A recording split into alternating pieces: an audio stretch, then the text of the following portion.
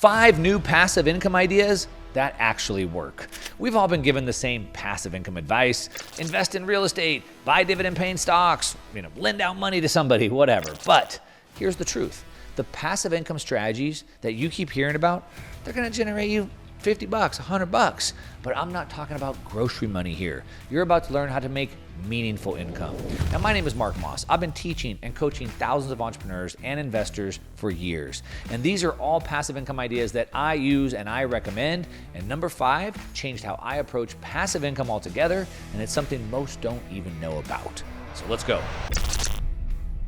All right, now before I jump in and just give you these 5 tips, I need to say something. I have to break down a common myth, all right? That is, there's really no such thing as passive income. Now, all income requires at least some work. So really, instead of like passive income where I don't do anything to where I am working for my time, really it's a spectrum, right? So there's less work and less risk for less return, and there's more work and more risk for more return. And so everything sits on a spectrum. Now, this all became real to me when I was really young. So right out of high school, I started buying bank-owned properties, fixing them and flipping them. I did over 100 bank-owned properties that I fixed and flipped, and some of them I would keep and I would turn into rental properties. And when I was probably 21, 22 years old, I said, by the time I'm 30 years old, I'll be retired. And people thought I was ridiculous, like, yeah, right, how are you gonna do that? And I said, easy. I'll make $1,000 a month per property. I get 10 properties and I have $10,000 a month. I'm retired. Passive income, right? But the problem was, as I started going down that path and fixing and flipping properties, and yes, before I hear the comments, back then in the mid 90s, you could still make those types of revenue off of a property. But as I was going down that path and I was building out, as we call them, doors that I was putting into rental properties, it was an enormous amount of work. I was dealing with landlord issues and tenant problems and fixing toilets and replacing doors and repainting and replacing carpets when they moved out. And I was hiring property managers, and then I had to manage the property managers. I had to deal with the banking and the accounting, and I had to pay the taxes, and on and on and on. You get it. It wasn't really passive income. Now, I hired people to do that, but if I have people in an office managing all that for me, is that passive either? Now I have them doing the work, and I still have to manage them. And so really this idea, this concept of passive income being a myth sort of hit me at that point. And so as I started to think about it as a spectrum, it started to change the way I thought about it. And so the key was, well, if it all takes work, but I could give that work to somebody else, then why wouldn't I go after the higher level passive income ideas if I'm going to have to outsource the work anyway? And that leads us to the 5 tips that we have right now. They're going to require a little bit of work. You're going to make a lot more money from them, and you can have somebody else do the work. So let's just go ahead and jump right in. Okay, so the first one that we talk about is maybe the most form of passive, if you put the work in up front, and that is turning your knowledge into intellectual property or IP. Now, you're already sitting on a gold mine of knowledge that you maybe don't even realize.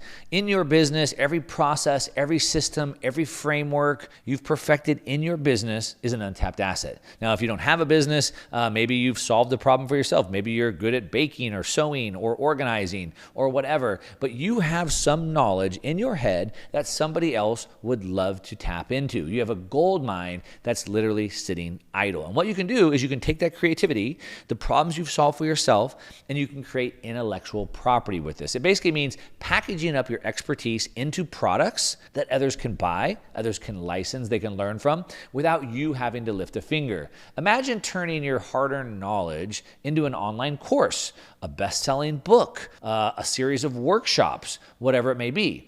Now, not only does this create an additional revenue stream, but it also positions you as a leader in your industry because people pay attention when you're the one setting the rules. Let me give you a practical example of this. I sell information, so I have a best-selling book on Amazon called The Uncommunist Manifesto. About 30,000 copies have been sold. I have digital courses. There's a course that I built. It was in 2019. The course is called the 4-Pillar Blueprint Masterclass. Maybe a lot of you have seen that or taken that before. It's basically about how to invest, asset allocations, things like that. Now, it did take me a lifetime to learn the information to make that course, but the actual time for me to sit down and map it out and record the videos took me about 2 weeks, all right? But now here we are over 5 years later, and that course has brought in multiple seven figures. And even now, 5 years later, it's still bringing in multiple six figures a year. So when you think about this, the income is coming in passively. The return on my investment, the ROI, is infinite. It cost me maybe a few $100s to have somebody help me like film the course, turn the camera back on. That was, of course, paid back on the very first sell that I made. So talk about infinite return after that. So in order to do something like this, here's an action step for you. Basically, get out a piece of paper, get out a pen, go somewhere quiet. Spend about 5 minutes. Jot down 3 areas of your business where you've developed a unique process, a unique expertise. Think about how you could package up one of these into a product that could sell itself. All right? So taking your knowledge and selling it, that's passive income idea number 1. All right, let's jump into passive income idea number 2. Now, this is a great one. I like to see what I can do to turn expenses that I have and take the expense and turn it into an income. So if you're a business owner, take your P&L, your profit and loss, and at the top you have all your income, and at the bottom you have all your expenses. And you can take one of your major expense categories and turn it into an income stream. You can do this personally as well. So instead of bleeding out cash on services or products from somebody else, why not just own the supply? So an example would this be where I could acquire a business that's providing what I'm already spending heavily on, right? I can turn that necessary expense that I need for my business or for my household or whatever into a profitable venture. Now, this isn't just about cutting costs. It's about transforming your business from a consumer to a producer. Like imagine no longer paying out for that key service, but instead owning it and instead generating income from others who need it. This is how you literally flip the script and you make your money work for you. Let me give an example of how I'm doing this. All right. So let's say that the largest expense on my P&L was my content production team. Now, not only was my team the biggest expense, but I was their biggest client when I used to outsource this and hire contractors.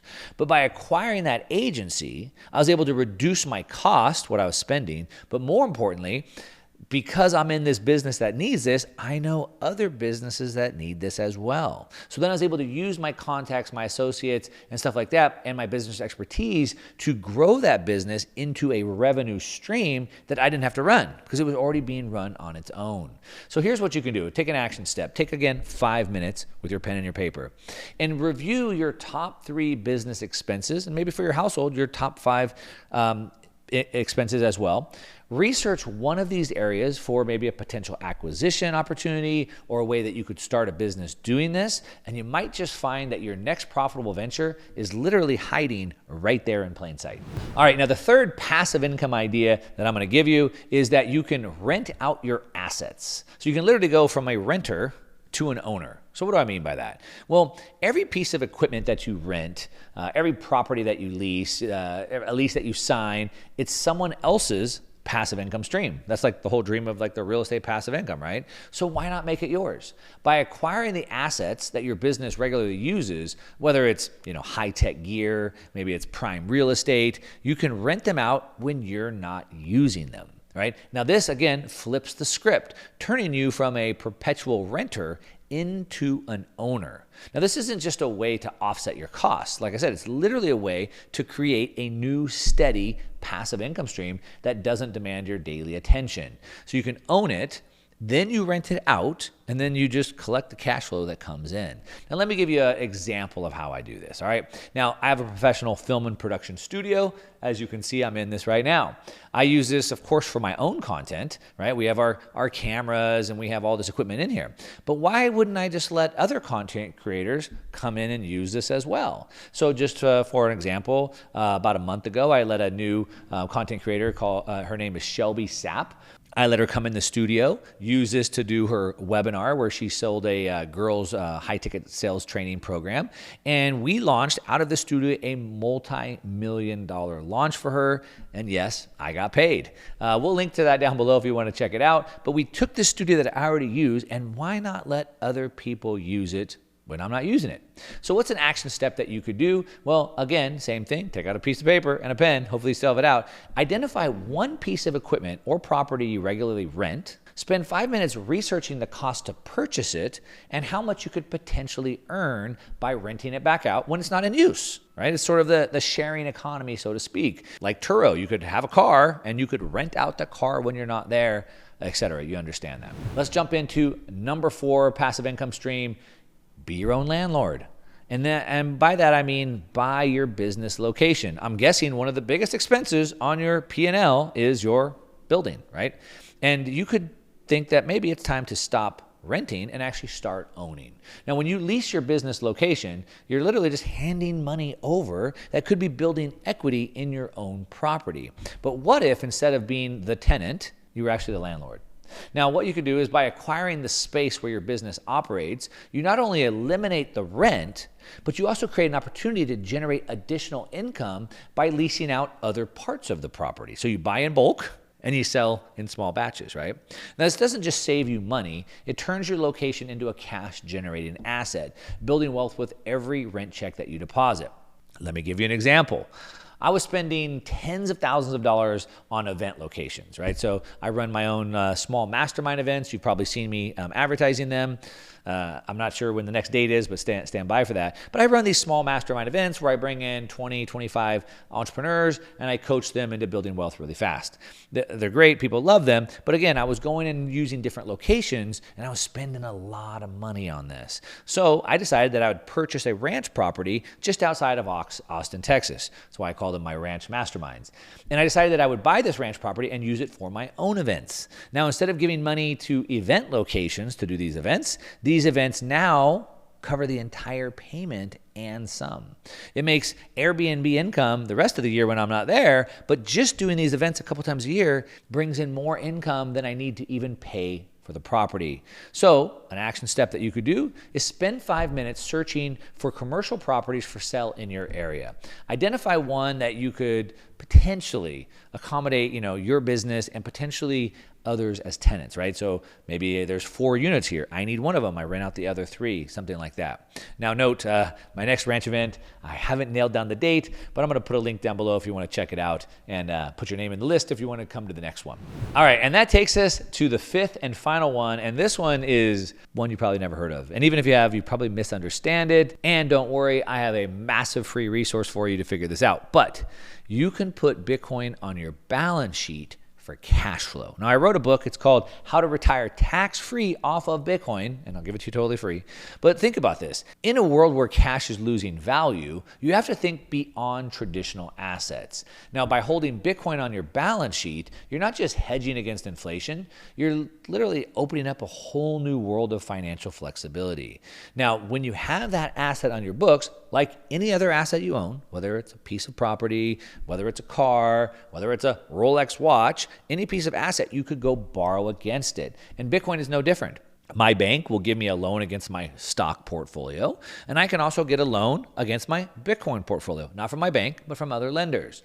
Now, I can borrow against your Bitcoin, and I would do that instead of selling it. And the reason why I want to do that is right now, for the last 4 years, Bitcoin's been going up by about 55% a year. So I could either, I could sell the Bitcoin, I could pay the tax on that, and then I have no more Bitcoin to go up at 55% a year. Or I could borrow against the Bitcoin, let's say at 10% interest, but it's going up at 55% a year. So I still have the Bitcoin balance going up, and I'm only paying a small percent of interest doing this. Now, an example of this would be you or your business could hold your reserves in Bitcoin, save your money in Bitcoin. And when you need the funds for expansion to grow your business, then instead of selling the Bitcoin, you would borrow against the Bitcoin, and then you would preserve that position while getting the cash that you need to continue growing the business. And the best part is you avoid any tax penalties, because when you sold it for profit, you have to pay the tax on it. So this way, you're allowed to get the income from that tax-free. And then basically what you can do is every year, you could take another loan against the Bitcoin and roll the existing loan. Now, again, I have a whole book written on exactly how to do this with a calculator. You can calculate it out. And what I'd recommend is just download it. It's free. Spend 5 minutes reviewing how you could integrate this Bitcoin into your financial strategy and how you could use it for tax-free income. True wealth isn't about stacking paper. It's about stacking your time, your freedom, and your peace of mind. And the key to doing that is building passive income streams or multiple income streams that can pay for or exceed your living expenses. So download that free resource to achieve number 5 passive income idea. And going back to income idea number 1, turning your ideas into IP for passive income, you might want to watch this video right here of how to go from 0 to 1 million in 12 months with 12-month step breakdown. I'll see you over there.